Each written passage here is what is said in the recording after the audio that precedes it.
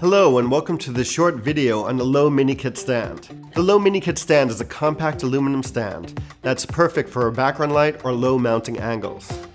The Low Mini Kit Stand features nut and bolt construction for easy maintenance and repair, double leg braces for increased stability, a solid brass baby 5/8 inch mounting stud with a 3/8/16 mounting male thread on top.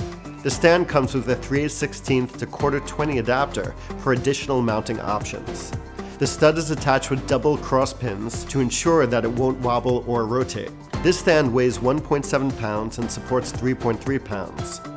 Collapsed, it measures only 15.75 inches for easy storage and travel. The stand has a minimum height of 18.6 and a maximum height of 50.8 inches.